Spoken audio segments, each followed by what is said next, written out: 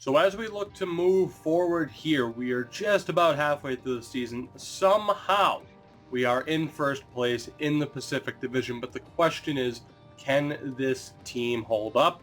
Obviously, our defensive depth is really being tested right now, but Parayko and Tramkin will be coming back soon.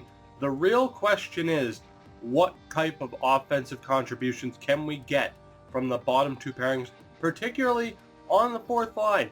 And someone like Anton Slepchev, what can he do? Obviously, right now, not doing too well, only 11 points.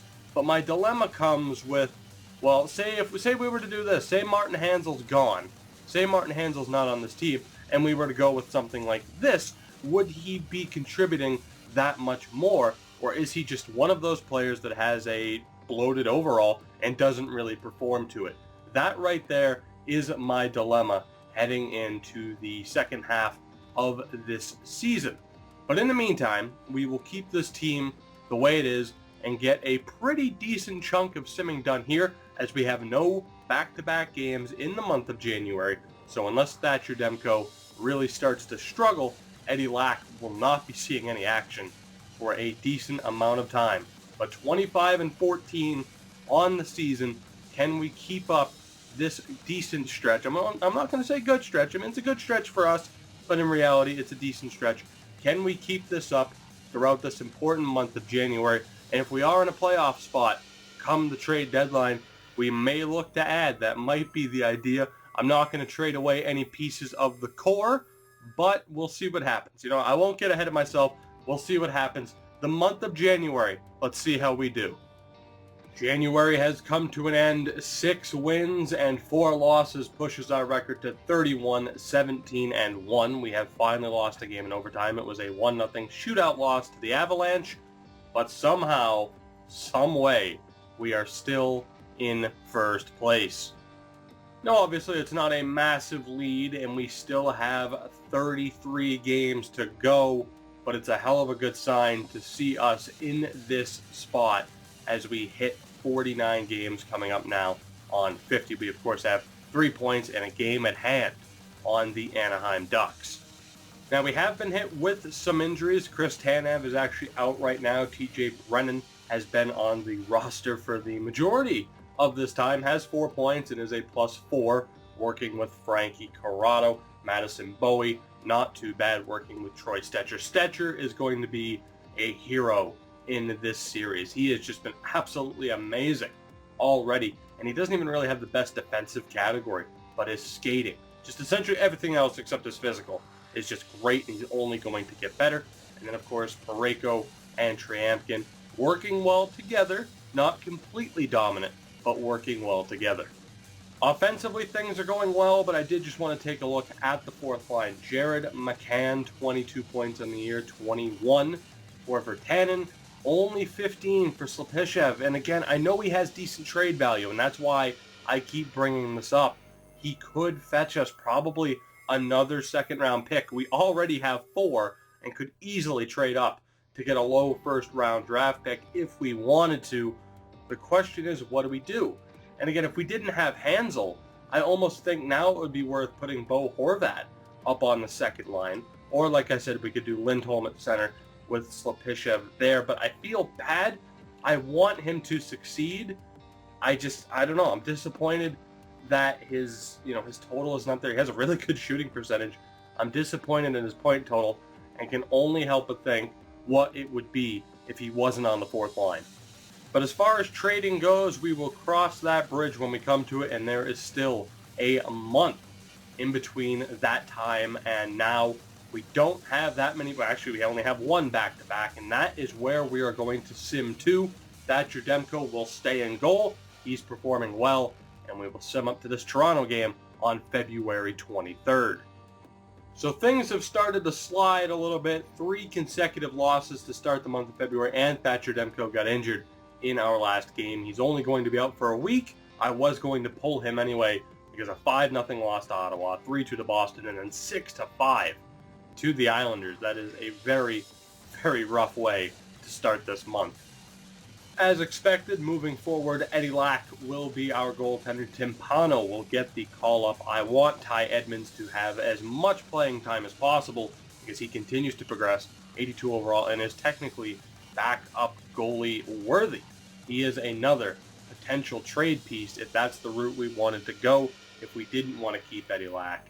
But I want him to get as much playing time as he can down in Utica. He is still having a great season. Now, we've suffered another injury, this time to Elias Lindholm, so we've called up Danny Paille. He will now be on the fourth line with McCann, and we've slotted Virtanen at right wing. Slepyshev gets the chance on the second line. This is his time to shine. He might only get a couple of games here, but I at least want 2 to 3 points out of however many games he gets. Currently sitting at 15 points. He needs to show us something here, or he very well could be trade bait come deadline time. So we've gotten an interesting waiver claim from the Boston Bruins, Franz Nielsen. Now he's only a 79 overall, which makes me think this is a morale move because he is listed as a second line forward. So I am going to claim him, and at the very least we'll trade him away. He won't immediately fit into the lineup anyway. I'm not going to scratch anybody for him, but that could turn into at least another third round pick for absolutely nothing. Lindholm is back. And at the very least, Anton Slepyshev did get a point in his one game on the second line. Not enough to show me, of course, what he can do, but that is just that's going to really bug me until we get towards the trade deadline and we figure out what we're going to do. And unfortunately, once again, we've had the same thing happen. Lindholm back for one game, and he is yet again injured. Isn't that lovely? Well, Lottie frickin' God! Now, once again, Slepyshev will get the spot on the second pairing. I want to see what he can do. But, as expected, Franz Nielsen is much better, 5 overall points better. As a matter of fact, he is an 84 overall, and he will be on the fourth line pairing with McCann and Virtanen, despite being a second line forward. Not doing much in terms of points, but I do fully expect to be able to get some decent value out of him. As a matter of fact, let's go take a look really quick as Jacob Slavin is back. I'm going to have to edit those lines manually anyway, and I didn't mean to back out of that. Okay, first off, let's go back to the calendar. I'll show you guys the month so far. It's been brutal, absolutely brutal. 5 losses, only 1 win. So this month has been very, very rough on us, and we have fallen into second place behind the LA Kings. Secondly, let's go take a look at Franz Nielsen's trade value. And honestly, anything will be good enough because we're going to get draft picks out of him, and that is exactly what I want, considering he was a free player. That is probably third round pick potential unless we were to package him with somebody else. So a free third round pick, I'll take that any day of the week. One more thing here, as you can see by the contracts, we have some space, and we are going to get some defensive depth here for the AHL. Unfortunately, we do have to sign 20-year-olds. Hopefully Manel can jump up to be a little bit better than AHL top 2. We, of course, have to sign 20-year-olds due to the CHL rules, but because our NHL depth is being tested, as is our AHL depth, so 2 new signings in Manel and Barter to help the cause. And for the record, yes, I should have signed Puteau. I didn't even notice he was top 6 potential. My bad on that. Actually, you know what? Fuck it. We'll sign him too. We have the space. Welcome aboard. That is now twice I feel like an idiot because Nouveau is also 20 and top 6 potential. So fuck it. We'll sign him too. Defensive contracts for everybody. Okay, for the record, I wasn't that wrong. Despite Puteau being 20, he's still under the junior rules. So Manel and Barter will be down in Utica. Puteau is going back to junior. Thatcher Demko takes back the crease as we will sim these next 3 games. Let's go ahead and see what happens as we move to this Toronto game on the 23rd as originally planned. Good news on the injury front as Elias Lindholm has returned. Anton Slepyshev back on the fourth line, still at just 16 points. We're actually going to take out Franz Nielsen here and put Jared McCann back in. Not going to send him down. I do not want to risk losing him, but he will be, again, a decent pickup for us whenever we decide to trade him for draft picks, or if we decide to go out and get somebody big, he'll help in that cause too. 2 wins in the month of February. They came consecutively, but other than that, this has been a dreadful month for the Vancouver Canucks, and we have fallen back into 4th place in the Pacific Division. We do currently occupy a wild card spot, but this has been frustrating, to say the least, to see this team start to decline the way it has. Demko keeps fluctuating between an 84 and an 83 overall, and we're going to have a big decision on our hands, and this episode's going to be coming to a close very quickly here because I do want your feedback. We lose again. Things are looking very rough here for the Canucks, despite the 94 offense, the 92 defense. Stetcher moved up to an 86. Unfortunately, he's back down to an 85. Damn it. I knew I forgot to show you that. Hopefully you believe me, because it's true. But I definitely have to cut off this episode because I want your input, because this is a big decision coming up. And actually, to help with the morale, we'll do the team meeting. This is a big decision coming up because we have to decide if we're going for the playoffs or not. There are a couple of guys, obviously, Franz Nielsen and Martin Hanzal are the 2 big ones in terms of who we can send off for picks and just, take it from there, see what happens. We're going to sim up right to deadline day and then call it an episode. We lose again 2-1 to Calgary. We certainly have some pieces that we could move to restock. All of a sudden now we're picking up wins. Colorado, San Jose. Yes, I know the deadline's almost here. Can we get the win over Tampa Bay? We do. 3 straight wins. I am not going to claim David Musial. And that is where we're going to finish up this episode with a 36-24-3 record for the, just of note, Utica also doing pretty well.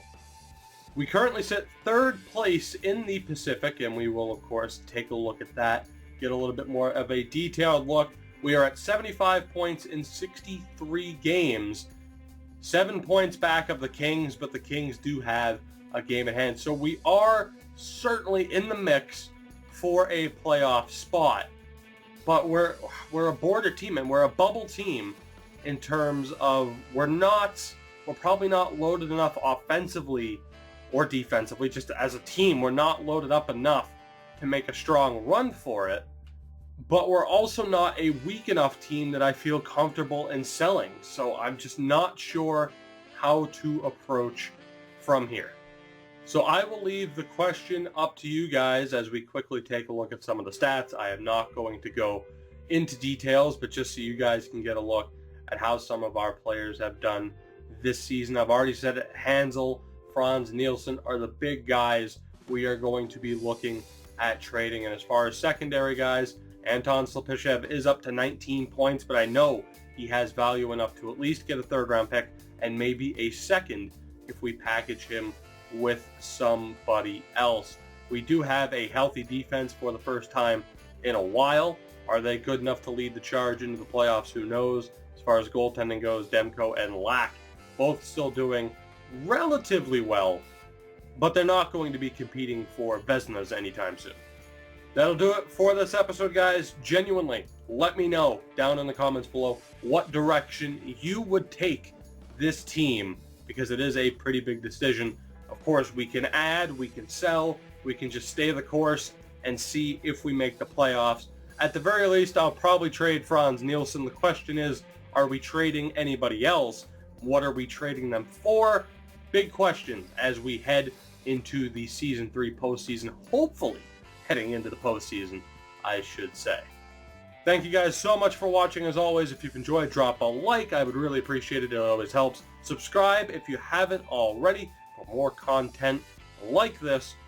And I will see you guys in the next one as we go through the trade deadline and finish up the Season 3. Can these young Canucks make the playoffs? We will find out in the next episode. I'll see you guys then.